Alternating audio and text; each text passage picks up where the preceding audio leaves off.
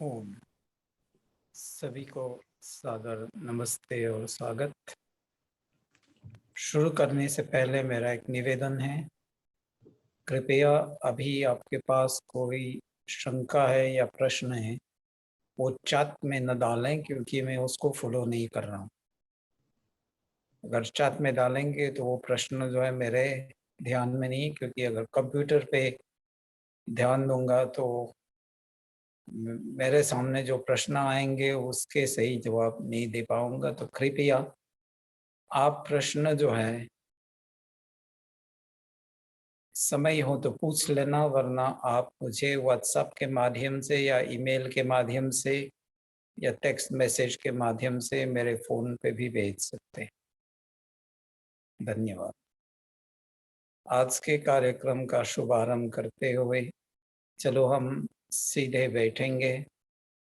सीधे बैठ करके अपने ध्यान को एकाग्र करने के लिए शरीर को बिल्कुल शिथिल कोमलता से आंखें को बंद करके लंबे सांस लेकर के लंबे सांस छोड़ेंगे।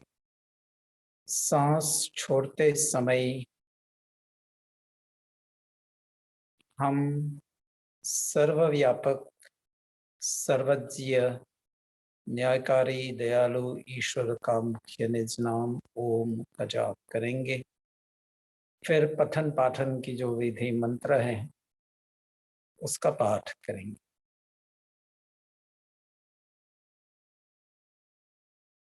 ओ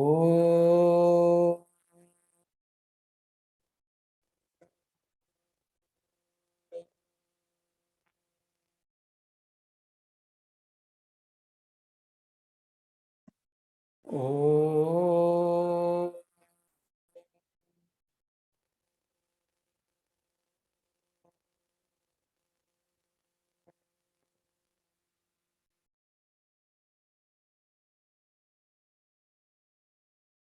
ओ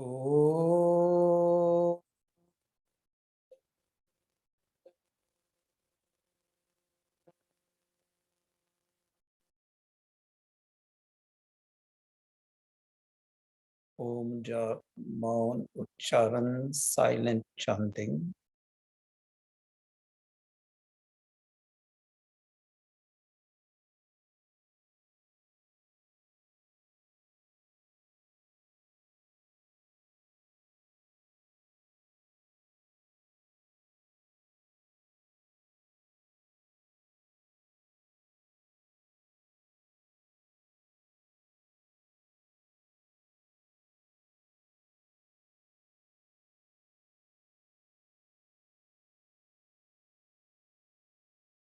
ओ सहनाववतु सहनौ भुनक्तु सह वीर्यं करवावहै तेजस्विनावधीतमस्तु मा विद्विषावहै। ओम शांति शांति शांति। हथेलियों को मिलाएंगे, धीरे से घर्षण करेंगे, आंखें को ढक करके पलकते हुए आंखों को हथेलियों के नीचे खोलेंगे। Open the eyes gently slowly below the palms. एक बार सभी का स्वागत और नमस्ते। मेरे सामने दो तीन प्रश्न हैं, उसको पहले ले लेता हूँ, फिर उसके बाद आप प्रश्न पूछेंगे। इसके बाद first come first serve basis. एक प्रश्न आया है, हमारे वेदों में संगठन यूनिटी किस तरीके से वेद मंत्र हमारे मार्गदर्शन करता है। How does the Vedas lead us to the path of being united? मंत्र ऋग्वेद का अंतिम सूक्त में है। ओ संगच्छध्वं संवदध्वं संवो मनांसि जानताम् देवा भागं यथा पूर्वे संजानाना उपासते। कविता के रूप में आया है। हे प्रभु तुम शक्तिशाली हो, बनाते सृष्टि को, वेद सब गाते तुम्हें हैं, कीजिए धन वृष्टि को। No, it's प्रेम से, it's the first mantra, sorry. वो सन समिध्यो वसे वृषण अग्नि विश्वान्यर्य आ ईलस्पदे समिध्यसे सनो वसुन्या भरा. That is the first mantra of that. And that mantra says, acknowledging God as only one God, एक ईश्वर। सनो वसुन्या भरा, जो पूरे इस ब्रह्मांड में व्यापक है, omnipresent। और वेद का वही बता रहा है, वेद सब गाते तुम्हें, वेद ईश्वर के गुण को बता रहा है। जैसे कोई भी वस्तु जो है इस संसार में जानने के लिए हम क्या ढूंढते हैं, उसके गुण क्या है। जैसे आपके सामने कोई नया फल आया है तो उनके गुण में कैसे जानेंगे, एक तो सुगंध के माध्यम से, दूसरे स्वाद के माध्यम से। तो ईश्वर के भी गुणों को वेद में बखान किया गया, ईश्वर ने स्वयं बताया है। फिर कीजिए धनवृष्टि को, कि हम परमपिता परमात्मा से प्रार्थना करते हैं कि हम सभी सुख ऐश्वर्यों के स्वामी बने। संगठन मंत्र, संगच्छध्वं संवदध्वं संवो मनांसि जानताम् देवा भागम यथा पूर्वे संजानाना उपासते। प्रेम से मिलकर चलो, बोलो सभी ज्ञानी बनो, पूर्वजों की भांति तुम कर्तव्य के मानी बनो। प्रेम से मिलकर चलो। And very beautiful meaning. May we all be kind-hearted towards each other. बोलो सभी ज्ञानी बनो. May we all acquire knowledge and wisdom. पूर्वजों की भांति तुम. May we toe the line of our ancestors, who by their virtuous character, actions and nature have transmitted so many values of the Sanatan Dharma to us. So Purvazon ki bhati tum, let's follow the example of our ancestors, the rishis, the sages. Kartavya ke mani bano, may we act responsibly and fulfill our obligations.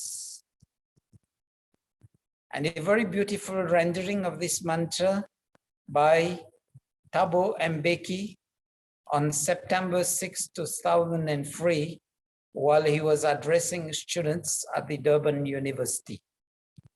उनके appeal में ये आया था, through our actions together, all the people of South Africa will be able to live up to the wise words from the Rig Veda, Sangachadvam Samvadadvam. And he translated this mantra as, come together, talk together, let our minds be in harmony, come and be our prayer, come and be our end, come and be our purpose, come and be our deliberations, come and be our desires, united be our hearts, united be our intentions, perfect be the union amongst us. I sourced it from the internet quite a few years back. I kept it there. So, संगठन, जब हम इस शब्द को पहले बोलते हैं ना, सबसे पहले संगठन कहाँ शुरू होता है? हमारे मनसा वाचा कर्मणा, मन, वाणी और शरीर से किए हुए कर्म. I always say that our thoughts, our words and our physical actions be aligned. Then gun, karma, sabhav, character, actions and nature. If these are aligned, then we are in harmony with ourselves. हम अपने विचारों, वाणी और कर्मों एक संगठन लाएं उसमें, फिर उसके बाद समाज में, परिवार में, राष्ट्र में और विश्व में हम संगठित हो सकते हैं. And it starts from me, not from others. Next question. What is samadhi? What happens to the cycle of birth and death after samadhi? And from samadhi, does one come back to non-samadhi state? समाधि जो हम सामान्य हिंदी भाषा में या दुनिया में जो बोलचाल की भाषा है, समाधि शब्द जब हम सुनते हैं तो क्या है? कोई मर गया, उसके मेमोरियल जो बनते हैं जहाँ पर उसको दबाया गया है या उसको उसके अंतिम संस्कार किया गया है, उस जगह को हम समाधि बोलते हैं. ये सबसे गलत अर्थ है इसका. Samadhi is not the place where somebody has been cremated or buried. That is only a memorial. Unfortunately, जब भी हम ऐसे जगह पे जाते हैं तो हम कहते हैं ये इस व्यक्ति के समाधि. समाधि शब्द जो है, इट्स नॉट दैट. और फिर कोई भी मरता है ना, थोड़ा बहुत सामाजिक सेवा करते थे तो हम कहते हैं उसको महासमाधि लग गया. That is also wrong. समाधि का सही अर्थ जानने के लिए हमें योग विद्या, महर्षि पतंजलि के योग दर्शन में जाना पड़ेगा. अष्टांग योग पद्धति, यम, नियम, आसन, प्राणायाम, प्रत्याहार, धारणा, ध्यान, समाधि. अष्टांग योग का अंतिम पड़ाव है. It's the final step of the eightfold process of yoga, which is yama, niyama, asana, pranayama, pratyahara, dharana, dhyan, and samadhi. From that, it means to attain samadhi without the beginning step of yama, niyama, it's impossible. Samadhi is the deepest level, intense meditation. It is where we get absorbed and we integrate ourselves with the real self. अपने आप को सबसे पहले जाने, आत्म साक्षात्कार, और उसके बाद प्रकृति साक्षात्कार और ईश्वर साक्षात्कार. बिना चित्त की चित्त वृत्ति निरोध, without the cessation of the mental and emotional activities, the flux, the changing, the wavering mind, उसको रोके बिना हम आगे नहीं बढ़ सकते. क्योंकि ध्यान वहां पे शुरू होता है जब हम प्रयास करते हैं, बैठते हैं चित्त की वृत्तियों को निरोध करने के लिए। तो समाधि is the intense state of ध्यान। और उससे पहले क्या होता है, हम क्लेशों को दबीज करते हैं, अपने अविद्या को दूर करते हैं। It's rising above ignorance to the light of knowledge.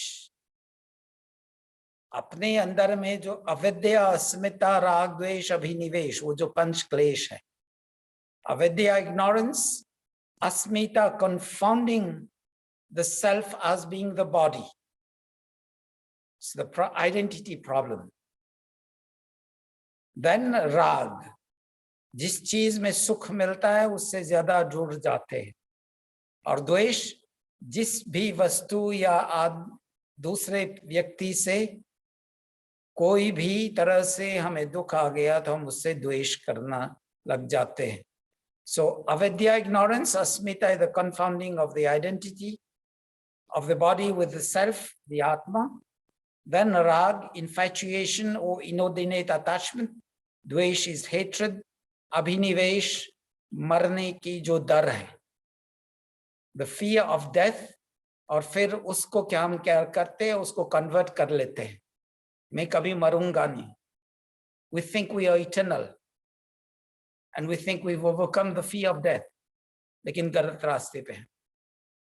योग जो है, it's an experiential process, वो theory का नहीं है। We have to put it practical in our life. And for that, samadhi is a whole chapter, the first chapter of योग दर्शन, पहले पाद है। और उसके तुरंत बाद साधन पाद है, the processes to be able to experience the eightfold process of yoga, यम, नियम, आसन, प्राणायाम, प्रत्याहार, धारणा, ध्यान, समाधि।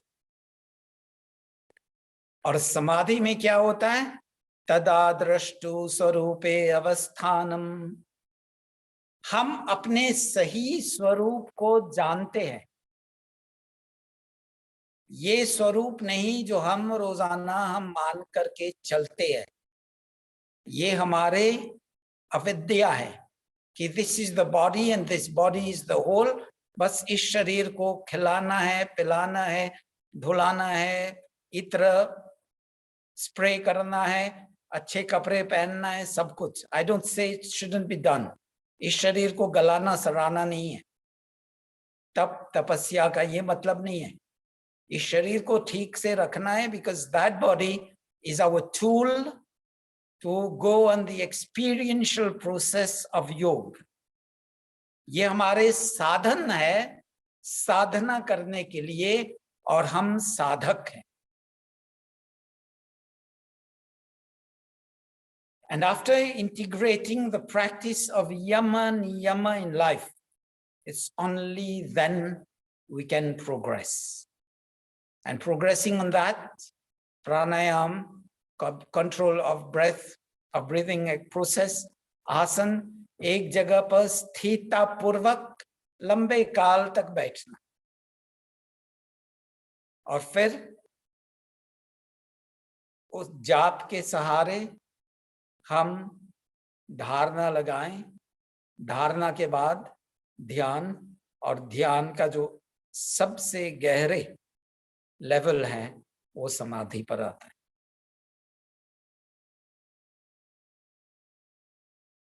उसके बाद हम जब ध्यान करते हैं तो कहाँ पे पहुंचते हैं, उस लेवल पे पहुंचते हैं कि हम क्लेशों को, अविद्या को दगबीज कर लेते हैं।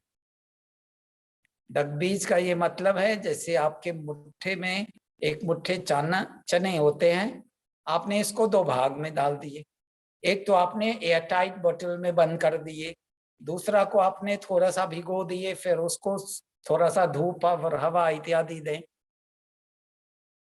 पहला वाला जो है वो अंकुरित कभी नहीं होगा, दूसरा जो है अंकुरित होकर के पौधा भी बन जाएगा। तो ये जो आपने एयरटाइट में बंद कर दिया उसमें कोई विकृति नहीं है, ये दगबीज अवस्था में है, like you putting it in vacuum and it cannot grow. But when you give it water and air, light, it will start sprouting.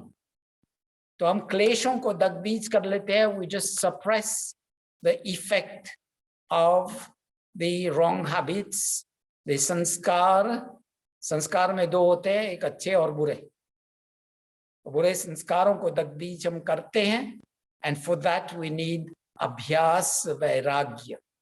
अभ्यास रेगुलर प्रैक्टिस, और जैसे योग दर्शन में कहा है स तो काले निरंतर सत्कार से वितो दृढ़ भूमि। Regular practice every day, constantly, regularly, over a long period of time, with passion and dedication. उसको करते जाएंगे, ध्यान को भी पूर्ण अभ्यास करेंगे, और वैराग्य ज्ञान के साथ होश और हवास, that is with the whole knowledge and wisdom. ये नहीं कि मैं बैठ गया बिना ज्ञान पूर्वक, समाधि कहीं कभी नहीं होगा। And samadhi is compared to the deep sleep state, dreamless deep sleep state. गाढ़ निद्रा सुषुप्ति अवस्था जिसमें स्वप्न भी नहीं आते, क्योंकि हमारे सामान्य व्यक्ति का तो 3 अवस्थाएं हैं, जागृत अवेकन स्टेट, स्वप्न ड्रीमिंग स्टेट, सुषुप्ति अवस्था स्लीपिंग स्टेट। और ये जो है तुरीय अवस्था है, चौथा अवस्था है।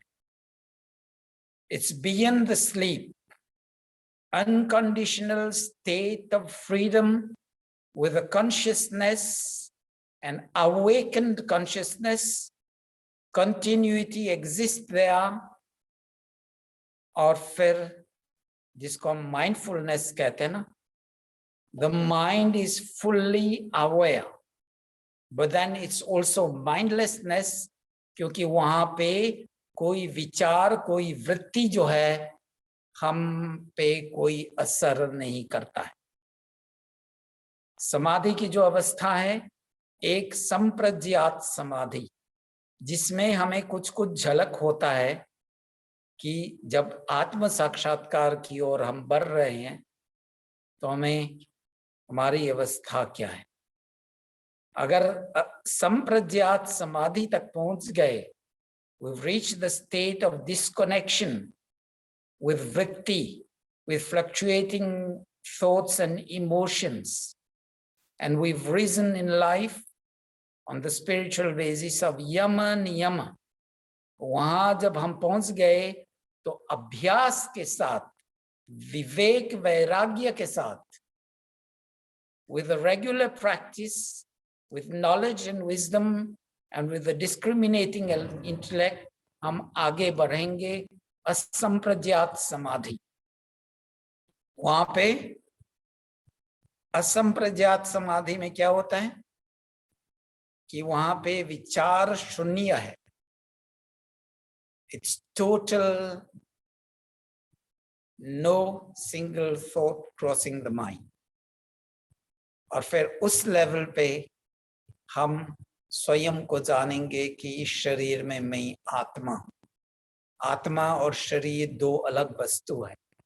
These are 2 different entities, the body and the soul. The body is matter, the soul is consciousness. शरीर जड़ वस्तु है, आत्मा चेतन वस्तु है। और उसके बाद हम जानेंगे कि जड़ वस्तु जो है, जब तक शरीर में आत्मा है वहां तक काम चलता है, उसके बाद कुछ नहीं। फिर ईश्वर से हम डायरेक्ट संबंध रखते हैं, आत्म साक्षात्कार। और वहां पे क्या होता है, प्रकृति क्रिया स्थिति, प्रकृति क्रिया स्थितिशीलम भूतेन्द्रियात्मानं भोगपवर्गः। प्रकाश क्रिया, with the enlightenment that we receive. Sthiti Sheelam, the inner light brings us to stability. Bhutendriya, we rise above the 5 senses. और वहां मन जो है, आत्मा मन के को गाइड करता है और सिर्फ मन काम कर रहा है. भोग अपवर्गम, ईश्वर साक्षात्कार will get the knowledge, direct communion with God. कल प्रश्न आया था, जब अगर ईश्वर सूक्ष्म है तो हम ईश्वर को कैसे जानेंगे? योग की अंतिम स्थिति समाधि में, और वहां पे चित्त की क्या अवस्था है?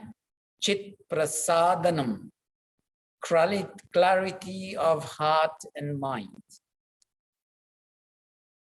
और योग दर्शन के अंतिम सूत्र हमें क्या बता रहे हैं? पुरुषार्थ शून्यम गुणानाम प्रतिसवः कर्तव्यम स्वरूप प्रतिष्ठा वा चित्ति शक्तिर इति. कैवल्य, liberation reigns. Prati prasava, it reigns for long. गुणानाम, सभी गुण जो है हम जानते हैं सब एकत्र है, वो कोई और अलग अलग चीज नहीं है. सत्व रज तम तीनों इकट्ठे चलते हैं. हाँ, हमारे वृत्ति अनुसार सत्व की मात्रा बढ़ सकता है, रजस की मात्रा बढ़ सकते हैं, फिर या तमस की मात्रा.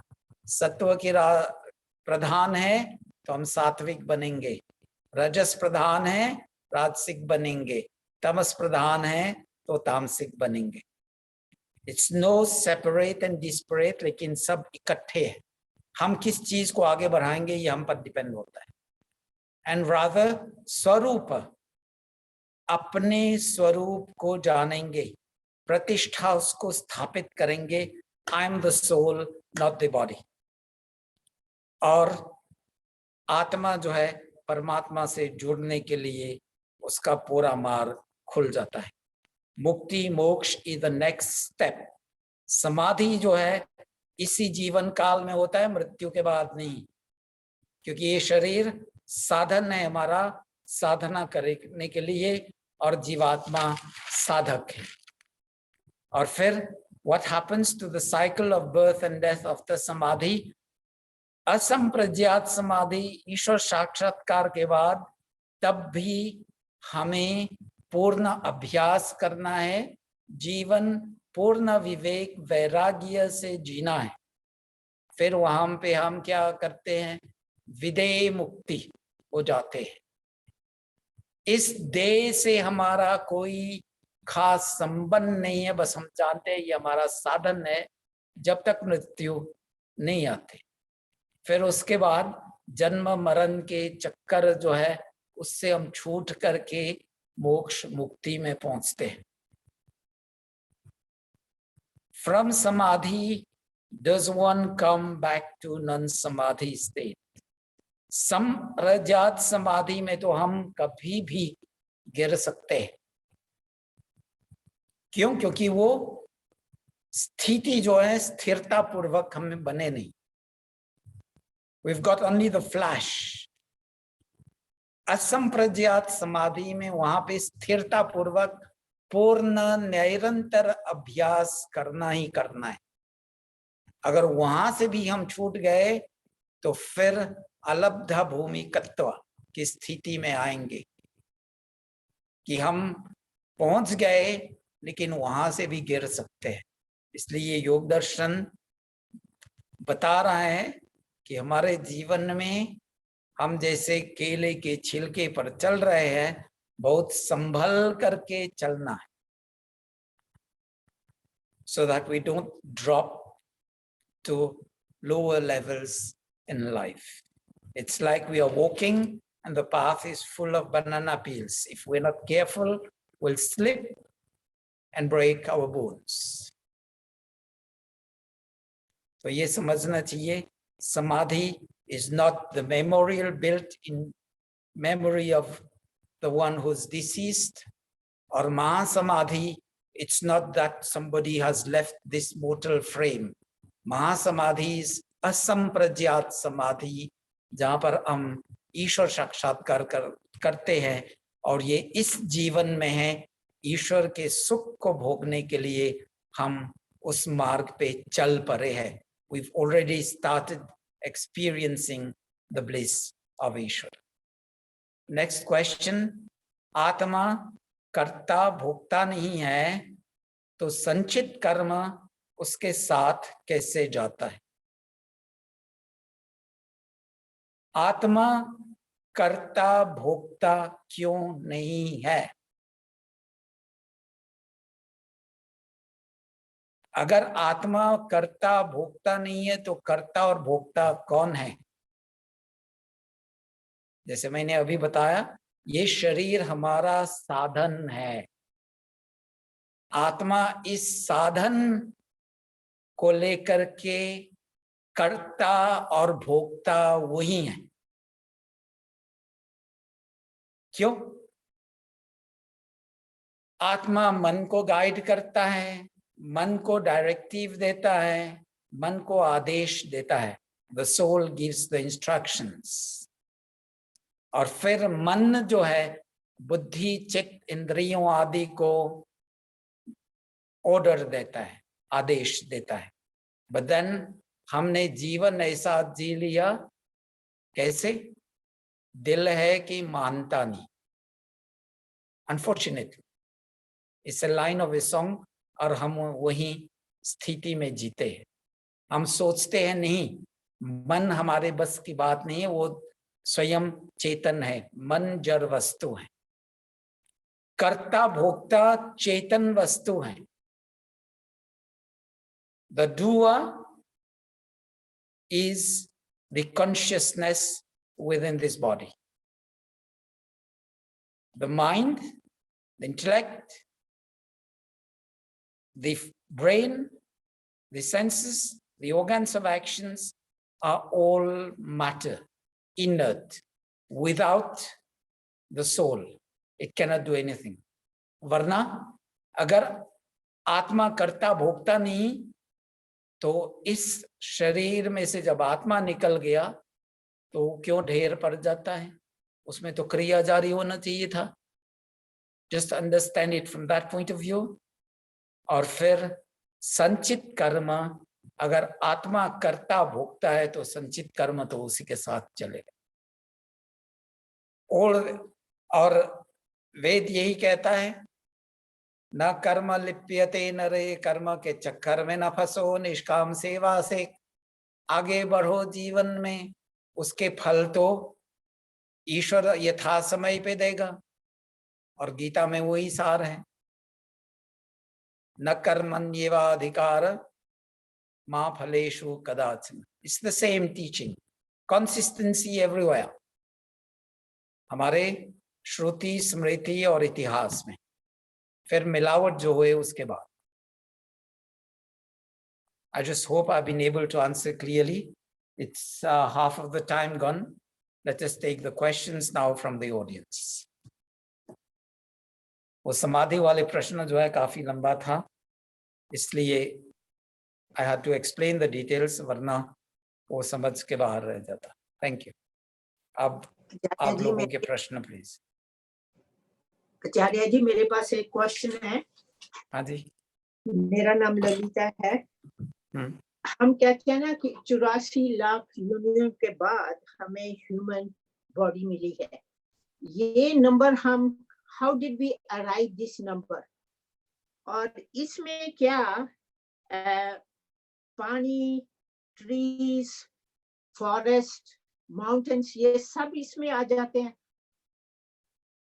अगर आ जाते हैं तो ऐसे कहते हैं कि जब हमारा शरीर से सोल निकलती है, जो हमारे मन में होता है वो ही हम बर्थ लेते हैं. And some of us, most of us know कि अगर एक दफा हमने ह्यूमन का बर्थ लिया तो बार बार हम ह्यूमन बॉडी में ही आएंगे. I don't know whether it is true or not. Okay. और अभी मैंने एक और क्वेश्चन है, जब हम कहते हैं ना कि सोल बर्थ लेती है, हमें कैसे पता कि सोल बर्थ लेती है? सपोज अभी तूफान आ रहा है, इसमें कोई सोल है? अगर मैंने बर्थ नहीं लेना, मैं एस्टर बॉडी में रहना चाहती हूँ, वो मेरे पर निर्भर है. और दूसरा, हम बिलीव करते हैं इन रीइंकार्नेशन. मेरे पास 2 एग्जांपल है. एक एग्जांपल है कि मेरी ग्रैंड डॉटर, अभी वो 12 साल की है, वो जब 3 साल की थी तो हम स्विमिंग पूल के आजू बाजू बैठे थे एंड हम पिकनिक कर रहे थे. इतने में हवा आई और हमारी जो पेपर प्लेट्स है ना, वो उड़ जा रही थी.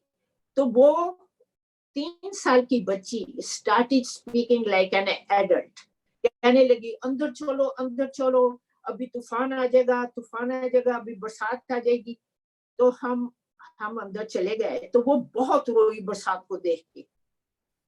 तो फिर थोड़ी देर के बाद जब भी बरसात आती थी, बहुत रोती थी वो. तो हमें डॉक्टर के उसको दिखाया. Even doctor, not our culture, he believed that this is reincarnation. और वो बोलता है कि 5-6 साल के बाद ये थोड़ा थोड़ा ठीक हो जाएगी. Then we got her the best umbrella and the raincoat and the boots. थोड़ा थोड़ा उसको लेके जाते थे. But she enjoys the rain now. दूसरा एक एग्जाम्पल है कि एक लेडी का एक्सीडेंट हुआ. वो एक्सीडेंट में उसके ब्रेन में चोट लगी. Then when she was recovered, she started speaking another language which was not her culture, and she never even visited that city. ये थोड़ी मेरे मन में कंफ्यूजन थी. तो मैंने कहा कि मैं आपसे थोड़ा सीखूं कि इसमें क्या सच है और क्या हमें बिलीव करना चाहिए. अच्छा, इसमें आपके जो प्रश्न जो है ना कई कर रही है, उसमें I'll take one by one. Okay. 84 lakh योनि, ये बात जो है ना हमारे वेद में है, ना हमारे उपनिषद दर्शन शास्त्र में है, ना हमारे इतिहास रामायण और महाभारत में, ना गीता में.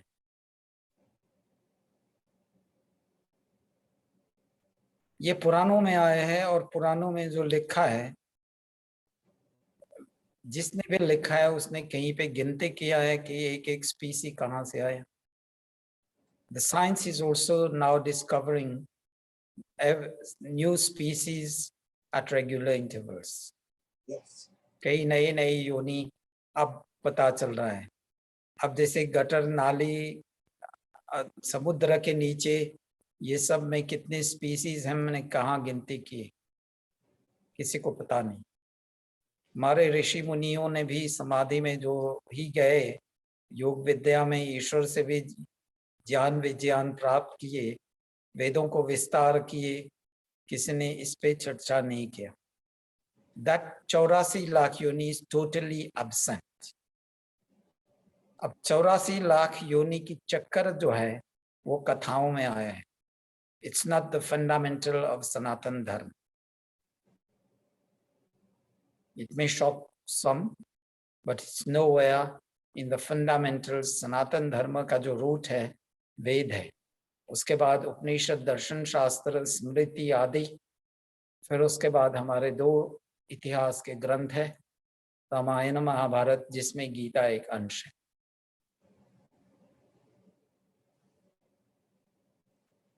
चौरासी लाख योनि का जो हम चक्कर बोलते हैं, ये इट्स नॉट दैट जब हम इस दुनिया से विदा लेते हैं 84 लाख योनि के चक्कर में पड़ना है. कब शुरू होता है, कब समाप्त होगा, किसी को पता नहीं. शास्त्रों ये कहता है क्लेश कर्म पाकाशय जातिर आयु भोग। हमारे कर्म, संचित कर्म, जिन कर्मों के फल हमें मिले नहीं अभी तक, वो सूक्ष्म शरीर के साथ जाकर के ईश्वर की न्याय व्यवस्था में, ईश्वर administrator of the law of karma, and according to the outstanding karma or the karmas brought forward, carried forward, उसके हिसाब से दूसरा जन्म मिलेगा। अब ये किसी भी योनि में जा सकता है। व्यास भाष्य में इस सूत्र के अर्थ करते हुए महर्षि व्यास जी बताते हैं कि अगर हमारे बुरे अच्छे कर्म सम इक्वल है तो हम सामान्य मनुष्य जन्म दोबारा प्राप्त करेंगे। बुरे कर्म की लेवल जो है अगर बढ़ गया तो हम दूसरे योनि में जाएंगे, और अच्छे कर्म की मात्रा जो है ज्यादा है तो हम धार्मिक विद्वान लोगों के पास जन्म लेंगे, जहां पर हमारे शारीरिक, आत्मिक, सामाजिक उन्नति हो सकता है।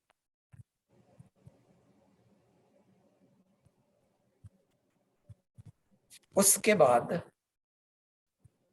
जड़ वस्तु में आत्मा नहीं है। पहाड़, नदी, हवा, तूफान आदि में there is no soul in what is inert. Soul brings consciousness, और वो living species में आएगा। The soul comes in all living species, whether it be unicellular organisms as amoeba, multicellular complex organisms, trees, plants, and others, and all the other forms of life. This is the consciousness, yes. The level of consciousness is different in each and every species. पेड़ पौधों का जो consciousness level है, जैसे सुषुप्ति अवस्था में या कोमा अवस्था में है, वैसे ही है। कुछ पेड़ पौधों में उसके सेंसिटिविटी जो है वो ज्यादा है, कुछ में कम है, but it's very low level. और सबसे हाईएस्ट लेवल ऑफ कॉन्शियसनेस वो मनुष्य योनि का है। अब सोल निराकार है, it doesn't have a form. जन्म क्या है? आत्मा और शरीर का मिलन, it's the union of the soul with the body, that is birth. और मृत्यु आत्मा और शरीर का वियोग, the separation of the soul from the body is death. अगला प्रश्न जो इस सीरीज में आया, can we remain in the astral body? प्रलय काल और मोक्ष की अवस्था में, just remember these are two separate situations. मोक्ष की अवस्था जन्म मरण के चक्कर से हम छूट गए, and that also has its own period, which is 311 trillion in so many years. फिर उसके प्रलय अवस्था में, when the dissolution of this universe happens, वहां पे स्थूल शरीर तो नहीं है, सूक्ष्म शरीर भी नहीं है, बस आत्मा जो है ईश्वर के संरक्षण, safeguarded by ईश्वर। तो जब तक हम जन्म मरण के चक्कर में किसी भी योनि में, हमारे साथ astral body is always there, सूक्ष्म शरीर वहां पर है, बस मुक्ति की अवस्था में नहीं है और प्रलय काल की अवस्था में नहीं। फिर उसके बाद reincarnation, I won't say reincarnation, it's rebirth. Because when we tend to speak about reincarnation, it's the misbelief of generally God is reborn.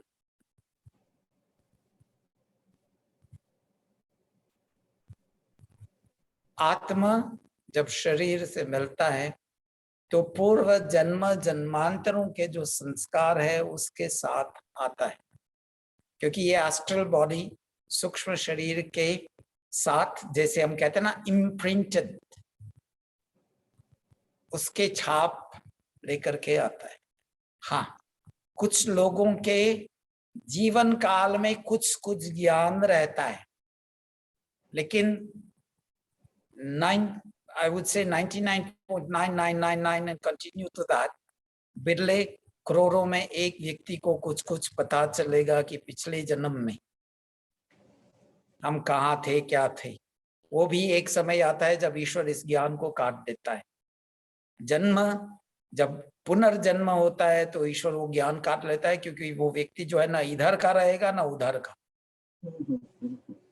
जीना हराम हो जाएगा। That would be hell for that person to live. हाँ, rebirth का, पुनर्जन्म का प्रमाण क्या है? जैसे ललिता जी ने बताए कि वो बच्ची जो है हवा और पानी से डरे हुए थे।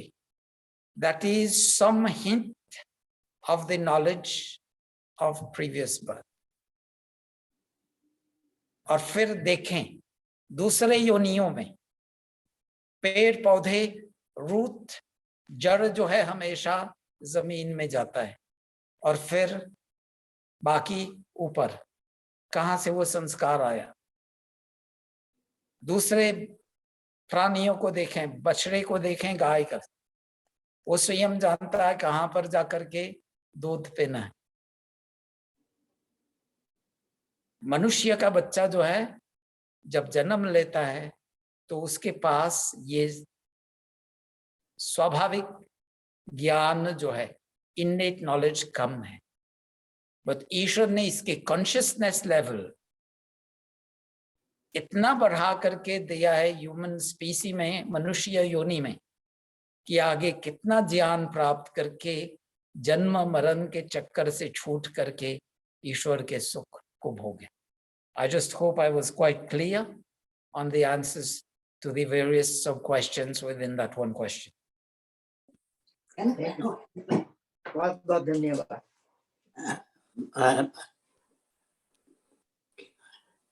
Next आचार्य जी। हाँ जी। आचार्य जी, मेरा नाम है सुभाष नारंग। मेरा क्वेश्चन है कि अभी आपने अष्टांग योग में धारणा बोला था, धारणा से क्या मतलब है आपका, तो समझाएंगे धारणा क्या होती है? ओके, धारणा is the point of focus. जब हम ध्यान के लिए बैठते हैं तो आसन, एक तो यम नियम of the disciplines of life, personal and social discipline. आसन स्थिरता पूर्वक एक जगह पे बैठना जिसपे हम सुख पूर्वक लंबे काल तक बैठ सकते हैं, वो हठ योग वाले आसन नहीं है। फिर उसके बाद प्राणायाम, सांस को लेना और या बाहर रोकना या अंदर रोकना, ब्रेथ कंट्रोल। बाकी जो प्राणायाम है वो सांस लेने और छोड़ने की जो एक्सरसाइज है वो है। और अगर इस शैली पे चलेंगे कि हम, मुझे सांस बाहर रोकना है या अंदर रोकना है, तो हमारे ध्यान जो है वहां पे जल्दी केंद्रित हो जाता है। प्रत्याहार, इंट्रोवर्शन ऑफ द सेंसेस, इंद्रियों को वैसे ही खुले नहीं छोड़ना, उस पे पूरा लगाम लेकर के जीवन जिए। उसके बाद धारणा, धारणा हमारे पॉइंट ऑफ फोकस। शुरू में जब हम ध्यान के लिए बैठते हैं तो धारणा के लिए कभी हम दिए के लो, that is the flame of the lamp, या कुछ और पे बिंदु पे हम फोकस करते हैं, वो धारणा है। और फिर उसको अगर ध्यान करना है सही तरीके से, बाहर की जो धारणा है वो छोड़ना पड़ेगा, वरना हम बाहर ही रहेंगे। ध्यान जो हमारे अंतर यात्रा करना है वो नहीं होगा, क्योंकि हमारे चित्त जो है बाहर ही है। तो फिर धारणा जो है योग दर्शन में महर्षि जी पतंजलि जी बताते हैं 3 पॉइंट है जो हम इजीली धारणा कर सकते हैं। एक ललाट, यानी ये it's the centre of the eyebrows. फिर दूसरा नासिका के अग्रभाग, the tip of the nose. तीसरा जो है हृदय आकाश, the empty place just below the ribs, the sternum। तो ये धारणा है। वहां पे जब हम ध्यान को फोकस करेंगे, अपने चित्त को फोकस करेंगे, will focus our mind there, will start gradually disconnecting जो हमारे चित्त की वृत्तियां हैं, mental and emotional flux, wavering mind, wavering emotion, उसको धीरे धीरे कंट्रोल में रखेंगे। और जब एक रस पूर्ण विचार जो है निरुद्ध होने लगे तो वहां से हमारे ध्यान शुरू। सो धारणा इज 1 स्टेप बिलो ध्यान। और अगर हम मंत्र जाप कर रहे हैं तो मंत्र जाप इज ऑल्सो धारणा। और अगर मंत्र जाप उस समय ही हमारे ध्यान मंत्र के चांटिंग पे है, माला को छोड़ करके, क्योंकि ज्यादा समय जब हम जाप करते हैं माला लेकर के तो हमारे ध्यान माला पे है। क्यों? मंत्र की गिनती हम कर रहे हैं ना। महर्षि पतंजलि जी बताते हैं तद जपस तदर्थ भावनम।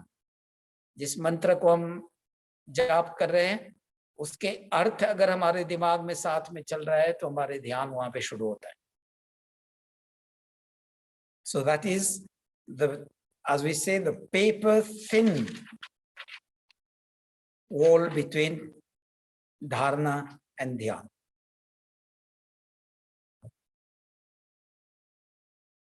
I just hope that is clear. धन्यवाद जी। धन्यवाद। We are left with about 7 minutes.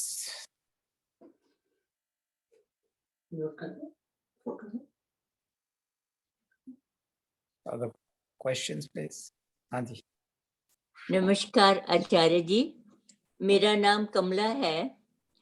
मेरा प्रश्न है कि जब सोल शरीर को छोड़ के चली जाती है तो क्या ये संभव है कि वो उस परिवार के किसी प्राणी के साथ रहती हो और उसे हर सुख दुख में उसको बचाती हो, उसे हेल्प करती हो?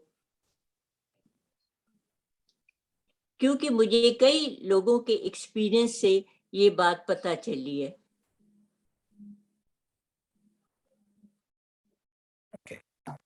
आत्मा जब स्थूल शरीर को छोड़ करके जाता है तो ईश्वर के गति पर है, ईश्वर के न्याय व्यवस्था में है। वैसे पुनर्जन्म जो है ईश्वर के काम में कोई देर नहीं। हाँ, अगर उस स्थिति में उस आत्मा को कहीं पे पुनर्जन्म के लिए सही ठिकाना नहीं है तो ईश्वर उस आत्मा को अपने संरक्षण में रख सकता है। कुछ लोगों की अनुभूति है कि ये व्यक्ति जो है मेरे साथ है और मुझे गाइड कर रहा है। उसने जीवन में जो भी मार्गदर्शन दिया, वो मार्गदर्शन भी should not necessarily be formally, आचरण से भी मार्गदर्शन जो किया तो ये हमारे दिमाग में चलता जाता है और फिर हम ये मानते हैं कि ये आत्मा जो है ये दूसरे के शरीर में रह करके गाइड कर रहा है। एक शरीर में 2 आत्मा नहीं हो सकता है जो दोनों पर उस शरीर पे कंट्रोल रख सकता है। इस शरीर में 2 आत्मा कैसे हो सकता है? जैसे मेरे शरीर में अंदर में कितनी बैक्टीरिया है, कितनी कृमियां हैं, वो उनके अलग अलग आत्मा है, उनकी अलग अलग सत्ता है। जैसे बच्चों के शरीर में कभी वर्म्स हो जाता है, the worm is living entity with a different body. तो ये जो हम लोग जो है अपनी अनुभूति सुनाते हैं कि that soul is still guiding me, it's only because उस आत्मा ने हमारे जीवन पर इतना प्रभाव छोड़ दिया कि हम मान करके चलते हैं। एंड वन एग्जाम्पल इज, अगर आपने वो फिल्म देखे हैं मुन्ना भाई MBBS गांधीगिरी वाले, हर समय उसको गांधी जी दिखाई देता। तो ये एक स्थिति है। दूसरी स्थिति ये है कि कभी शरीर जो है आत्मा जो है उसको अगले योनि में फिट करने के लिए सही व्यवस्था नहीं है, तो ये ईश्वर के न्याय व्यवस्था में रहता है। न्याय व्यवस्था जब रहता है तो आत्मा ईश्वर के बल पे कोई उल्टा सीधा काम नहीं कर सकता है। हाँ, ऑब्जर्व कर सकता है कि जहां से मैं निकला हुआ हूँ वहां पे क्या हो रहा है, और वो भी ईश्वर की शक्ति पे, अपनी शक्ति पे कुछ नहीं, क्योंकि आत्मा के पास अगर स्थूल शरीर है तो वो कुछ नहीं कर सकता है। और वो भी जब पुनर्जन्म होता है कुछ काल के लिए, तक वो अनुभूति रह सकती है, लेकिन ईश्वर जो है इस ज्ञान को कभी ना कभी काट देगा। ज्यादातर समय जब आत्मा दूसरे शरीर में आ गया तो ईश्वर वो ज्ञान वहीं पे काट देता है। जब मैंने उनसे पूछा कि आपको कैसे अनुभव ये होता है, तो वो कहते हैं कि सपने में हमें वो दिखाई देते हैं और वो सब समझाते हैं। उन्होंने मेरे को कई एग्जाम्पल ऐसे दिए कि एक एग्जाम्पल दिया कि मैंने एक मकान खरीदना था, मेरे पास पैसे नहीं थे, तो वो सपने में वो आए, उन्होंने कहा चिंता ना करो, तुम्हारा सब काम ठीक हो जाएगा, तुम कल चले जाना। और कल जब वो उस रियल एस्टेट वाले के पास गए, पैसे कम थे लेकिन वो मान गया, और उसने मुझे बताया कि सपने में वो मुझे घर की चाबियां भी दे के गए, तो हमें ये यकीन हो गया कि ये घर हमें मिलना ही मिलना है। तो ऐसे कई अनुभव उन्होंने बताए, तो मेरे मन में ये था कि मैं आपसे पूछूं कि ये बातें क्या सही होती हैं? अच्छा, आपने एक बात सही बताए। हाँ, स्वप्न अवस्था में उसको गाइड किया। हाँ, It's the subconscious of that same person which is working. और वो सबकॉन्शियसनेस कैसे काम कर रहा है? जो आत्मा हमारे पास थे शरीर में, उसने आचरण के माध्यम से इतना प्रभाव छोड़ दिया कि हम उसके आचरण के अनुकूल विचार कर रहे हैं, सोच रहे हैं, और वहां पे उसके गाइडेंस का प्रभाव पड़ जाता है। It's nothing more than that. ठीक, धन्यवाद आचार्य जी, thank you very much. We can take one last question.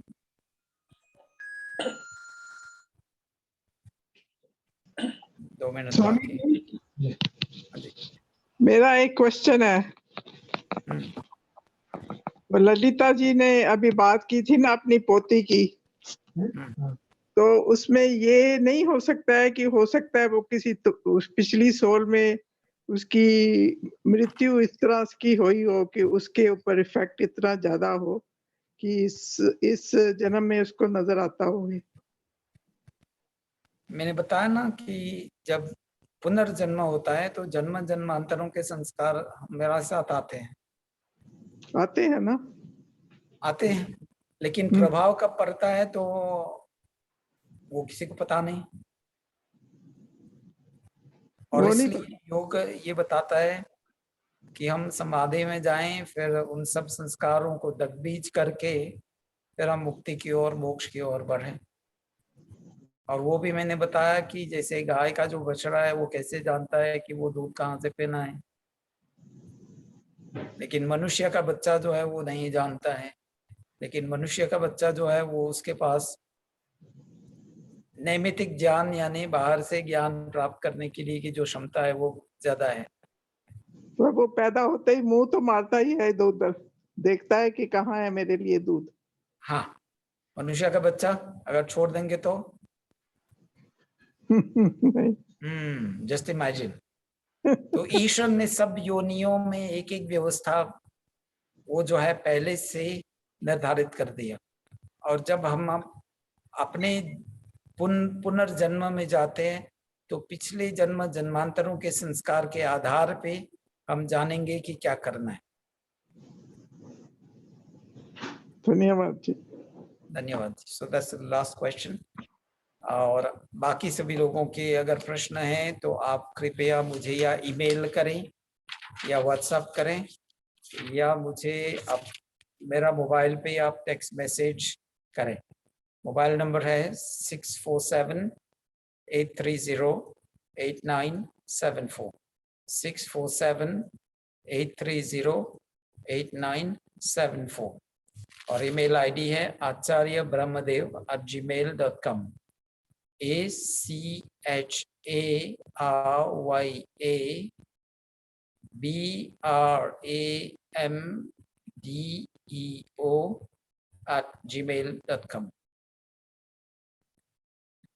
चलो आज का सत्र समाप्त करने से पहले दोबारा आप लोगों को बता देता हूं कि एक हमारा सोमवार, बुधवार, गुरुवार, सोमवार गीता, बुधवार ईशोपनिषद चल रहा है, गुरुवार का स्टडी सर्कल प्रश्न उत्तर के माध्यम से, और शनिवार 10 से 11:30 बजे का ओपन सेशन है। और जिस भी जन को मेरे साथ मिलना है कुछ विचार विमर्श करने के लिए या कुछ गाइडेंस के लिए, तो please phone me and with relaxation we can make proper arrangements. यहाँ हॉल में बैठ करके मिल लेंगे, फिर विचार का आदान प्रदान भी कर सकते हैं। We can share knowledge and please feel free for that. और रविवार का तो 10 बजे का सत्संग, it's both in person and on Zoom. और शाम का वो टोरंटो आर्य समाज का प्रोग्राम वो अभी तो जूम पे चल रहा है। तो सोमवार, बुधवार और गुरुवार का, इफ एनीबडी वांट्स टू